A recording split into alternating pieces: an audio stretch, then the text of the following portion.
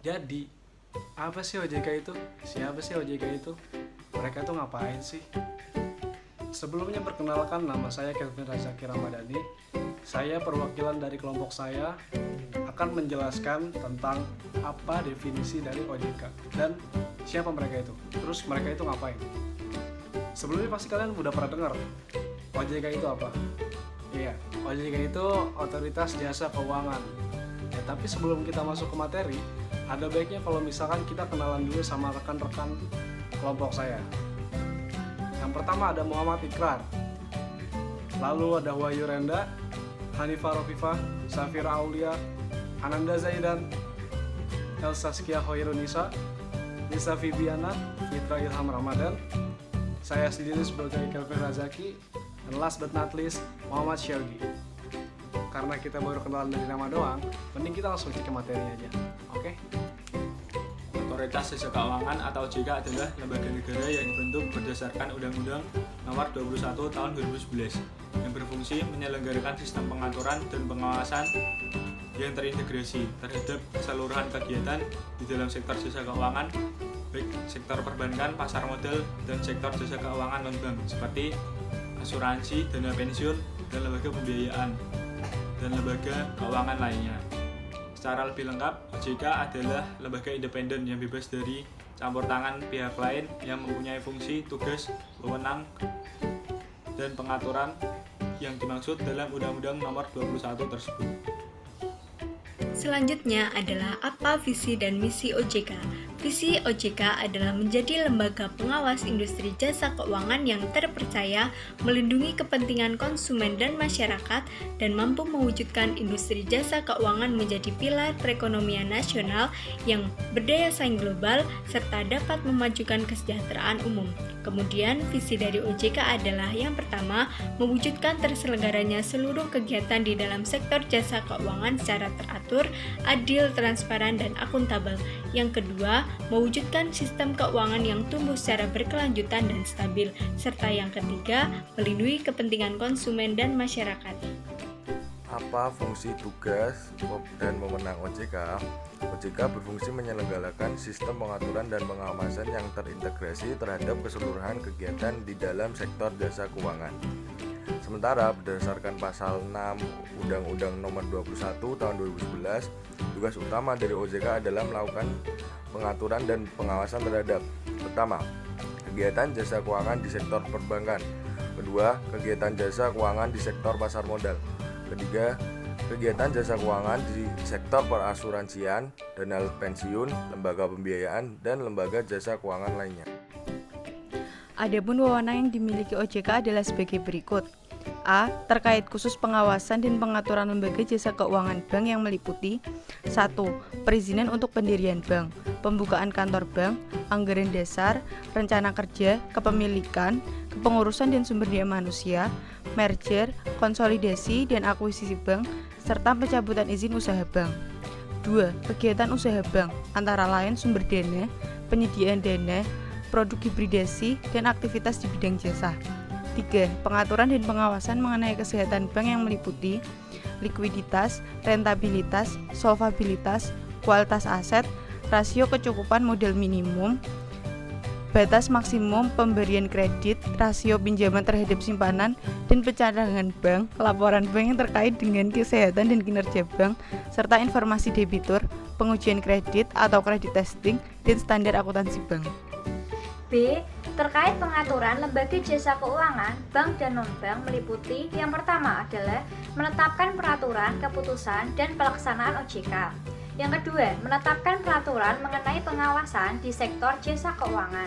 Yang ketiga, menetapkan peraturan mengenai tata cara penetapan perintah tertulis terhadap lembaga jasa keuangan dan pihak tertentu. Dan yang terakhir adalah menetapkan peraturan mengenai tata cara penetapan pengelola statuter pada lembaga jasa keuangan. Selanjutnya, wewenang OJK terkait pengawasan lembaga jasa keuangan baik bank maupun non-bank, yang meliputi pertama, menetapkan pelaksanaan kebijakan operasional, sanksi administrasi yang melakukan pelanggaran pengawasan terhadap kegiatan jasa keuangan. Kemudian, OJK juga mempunyai wewenang dalam mengawasi pelaksanaan tugas pengawasan yang dilakukan oleh Kepala Eksekutif. Kemudian yang ketiga, melakukan pengawasan, pemeriksaan, penyidikan, perlindungan konsumen, dan tindakan lain terhadap lembaga jasa keuangan, pelaku dan ataupun penunjang kegiatan jasa keuangan sebagaimana dimaksud dalam peraturan perundang-undangan di sektor jasa keuangan. Yang terakhir, OJK juga mempunyai wewenang dalam memberikan ataupun mencabut izin usaha, izin orang perseorangan, efektifnya pernyataan pendaftaran, surat tanda terdaftar, persetujuan melakukan kegiatan usaha, pengesahan, persetujuan atau penetapan, pembubaran, dan penetapan lain. Terima kasih. Asas OJK. Dalam menjalankan tugas dan wewenangnya, OJK berlandaskan asas-asas sebagai berikut. 1. Asas independensi, yakni independen dalam pengambilan keputusan dan pelaksanaan fungsi, tugas, dan wewenang OJK dengan tetap sesuai peraturan perundang-undangan yang berlaku. 2. Asas kepastian hukum, yakni asas dalam negara hukum yang mengutamakan landasan peraturan perundang-undangan dan keadilan dalam setiap kebijakan penyelenggaraan OJK. 3. Asas kepentingan umum, yakni asas yang membela dan melindungi kepentingan konsumen dan masyarakat serta memajukan kesejahteraan umum.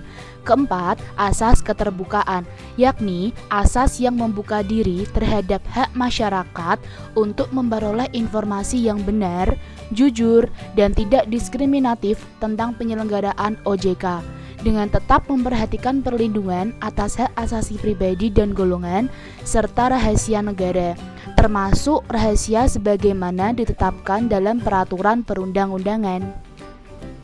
Asas profesionalitas yakni asas yang mengutamakan keahlian dalam pelaksanaan tugas dan wewenang otoritas jasa keuangan, dengan tetap berlandaskan pada kode etik dan ketentuan peraturan perundang-undangan. Asas integritas, yakni asas yang berpegang teguh pada nilai-nilai moral dalam setiap tindakan dan keputusan yang diambil dalam penyelenggaraan otoritas jasa keuangan.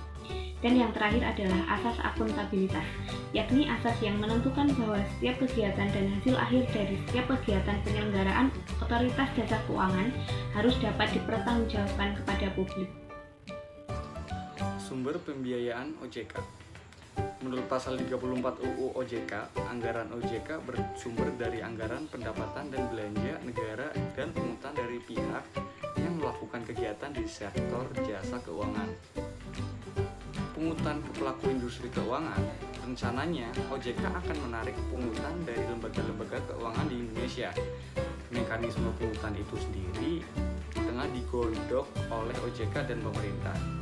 Sedangkan yang terjadi pada praktik pungutan di luar negeri, sedikitnya ada 80 negara yang telah melakukan praktik pungutan di luar negeri. Contoh dari negara-negara yang melakukan pungutan yaitu Hong Kong. Hong Kong menerapkan pungutan atas dasar layanan. Pembebanan dilakukan dalam proses perizinan, baik beban biaya tahunan maupun pendirian bank ataupun pembukaan jaringan. Dan masih banyak negara lain yang telah melakukan pungutan dana di luar negeri. Oke, terima kasih. Oke, kayaknya cukup segitu yang bisa kita kasih tahu tentang apa itu OJK dan unsur-unsur lainnya. Jadi OJK secara garis besar itu merupakan lembaga negara yang dibuat berdasarkan Undang-Undang Nomor 21 Tahun 2011 yang berfungsi mengadakan suatu pengawasan juga pengaturan terhadap kegiatan dalam sektor keuangan maupun non-keuangan. Nah, mungkin cukup sekian yang bisa saya dan kelompok saya sampaikan tentang materi OJK ini. Saya, perwakilan kelompok saya, meminta maaf jika masih banyak kekurangan. Dan saya berterima kasih kepada kalian yang sudah menonton video ini. Sebelumnya, saya Kevin Razaki. Bye!